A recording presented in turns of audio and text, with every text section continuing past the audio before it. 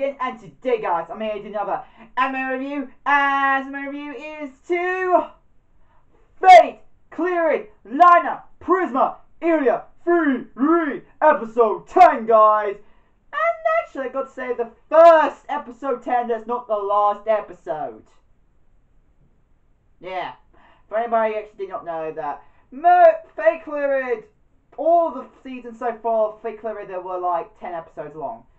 But now, I think we're finally getting a 12, maybe 11, no, maybe 11, but we're finally getting more than 10 episodes for Fate Clearing. Yeah! Which I'm glad about. We're finally getting more! Because, dude, I did feel a bit of the stain when it not did 12 episodes for Fate Clearing. I know it should not fail, but that's what I did. I felt quite sustained how Fate Clearing only had 10 episodes. Mainly is because the majority of anime are like over 10, or like 12 at the least. Usually it's around there. And we talk about Fate as well, which can last maybe over 24 episodes. So it just shows you I felt a bit of a sustain to that. But we found out this is not the last episode. That is good. So the next episode will be like maybe the last, or the week after that it's gonna be the last, which I'm hoping it's the week after the last week of the anime season, because I want to see more. I want to keep on watching it till the last freaking end of the season. But so far in this episode, so what happened in this episode of Fate Clearing? I gotta say, oh my god, that build up to the end and that fucking cliffhanger. Oh my fucking god, that fucking killed me because Shuro. I don't know if it's known as Emiya in this world, but we definitely know Shuro is there. Shuro, it's fucking there. Shuro, Emiya, Trayson. The end of the episode, the last few minutes, the appearance of Shuro. With his main look, but let's again, he also has Archer. He's got a bit of Archer in him, you can tell, with the white hair and also a bit of the tan or possibly scarred part of his face. That looks fucking awesome. I think it's tan. I think it's more tanned. But I take it why they did that because they show the reference of Fate, of the identity of Shuro being Archer. Which I'm glad they did that because it does, because everybody who should be watching Fate Clearing should be already knowing what the Fate universe is all about. They would know all the intricate pieces of the main side of the Fate series. And I got to say, that look of Shuro, that fucking look of Shuro looks fucking badass. And the way he used Rose Azure, his shield ability. Oh my god, he cannot just use it. We now know that Shuro can use it away from himself. He can target people that are further away from him. We now know he can do that. I was actually wondering how does that shield ability fully work? Because I already know that some shield abilities can only work if the person you're trying to protect is right behind you. In other words, you need to be close to the person you're protecting or yourself. This shield is really designed. I thought that like the shield, there's possibly the shield can only be used to really protect the person who's using it. But of course, it does have the capability of protecting other people around you. But I did not know it was have the capability of maybe getting spread out. Possibly it can spread out to the point where it can defend more than just himself or people behind him. It can target people further away from him or something like that. And I'm glad it does because it came in and showed you it did. So I was very curious if Rose Azure could do that, and of course it did that. So I'm glad it did that. But just got to say, the appearance of Shuro was awesome. And the last seconds of this episode, when he says, "Trace on." If you ever hear the phrase, "trace on," from anyone who's in the anime community, or any anime memes, there is a reason behind that, because hardly any memes, unless they're focused specifically on trace on, would not have, well, Trace on the memes, because Trace on is a pretty well-known verse in the anime community because it belongs to the Fate series, which is well-known, very well-known in the anime community, and possibly some outside the anime community as well. And it's a very likable series, and especially one of the phrase everybody freaking remembers once they freaking watch the Fate series is these two words: Trace on. Mainly because the main character of Fate Stay Night is Shiro Emiya, and yet again also Archer, who used the word, and it slips the tongue, and in a way, if you say it properly, Trace on, you get that feeling of power, surprisingly, and her feeling of power, it has that urge to make you remember it, and which I'm glad it did, because a possibility we might see unlimited playworks here. Oh, now let's go back after we fangasm over seeing Shiro. Let's go to what most of this episode that came before the build up to the last little bit of the episode. Now, most of this episode was actually reuniting Miyu and Ilya, fully reuniting Ilya, giving Sapphire back to Miyu, her transforming him. They, of course, hug each other, and oh my god. And the fights. The fucking fight and animation looked gorgeous! Animation looked spot on. Oh, I love that animation that time. Of course, nowhere near ufotable, but... Well, actually, to be more exact, it's not ufotable animation, but it's close. Like, close. Silverlink, I had to give the applause. Silverlink, you guys are doing a good job. Even though you're not still not at that point yet of ufotable animation, you're very close with animation you're pulling off here, because you're pulling up the stops for this. I don't know, I think Fate Clarion is definitely one of the most hyped. I definitely know Fate Clarion is one of the most hyped animes of the season. Mainly because it's Fate. But man, the animation and all the fight scenes, the emotions, guys. Also, the true identity of Darius, the main enemy. You guys remember I said in the opening, and also at one little point of when Erika's father, Darius, was taken home, he transformed back to a younger person. And we find out this person, Darius, was already dead. He was already dead.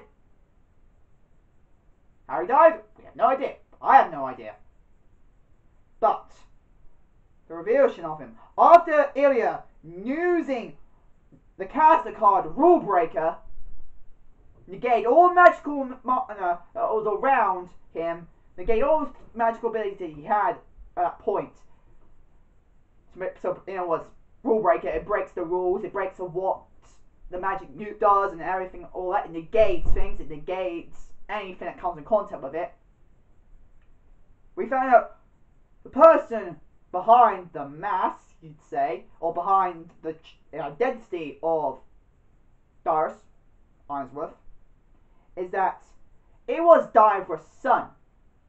It turned to be the son of the Ainsworth family. He was pretending to be his father.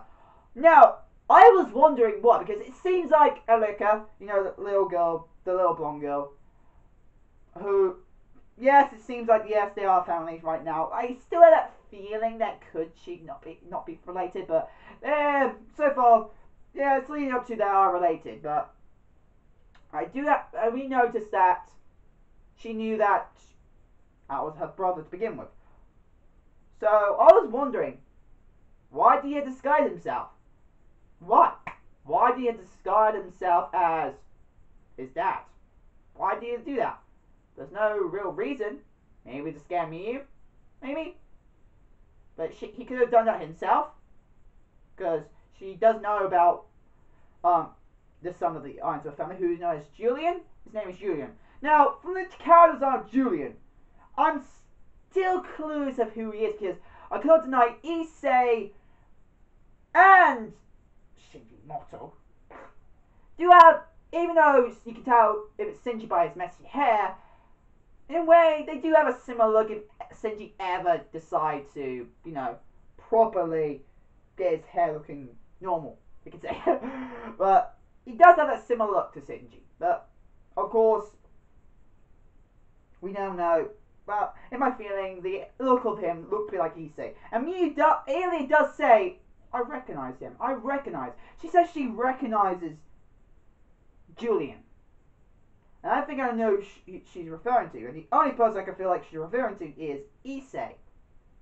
And Issei, this Issei, maybe the Issei we know from our world could be this Issei. Amelia's world could be this Issei. Or this Issei, or Julian, I should really say, is actually this world's Issei. Although they deal with Shiro, why not with Issei? I don't know. But yeah. Also, the reference we got to the Heaven's Feel route. Gotta say, that black mud and physical forms of heroic spirits transforming, there's a complete spoiler to Fate Stay Night Heaven's Feel. I did say this anime is only meant really for people who have watched the Fate series, especially Fate Stay Night and Fate Zero. Fate Notes, which I have not watched yet, or read yet, I should really say, or played. It's a game or a book. I need to check that out. But I think it's a book. Oh, it's booked. It's a book. So I definitely know that somewhere around there. But I have not read or played Notes yet. But don't forget, Notes is not really a canon game. It's a spin-off game. So we already know that it does not really matter that much. But of course, it does.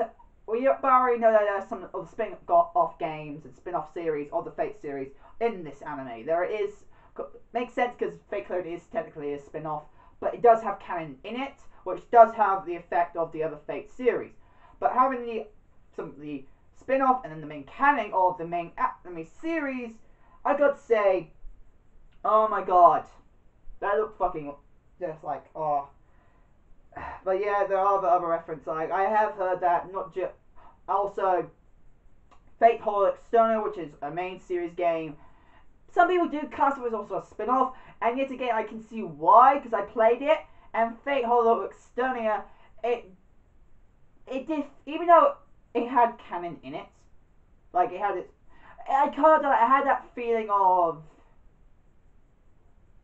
it being a spin-off, even though it's technically canon as well.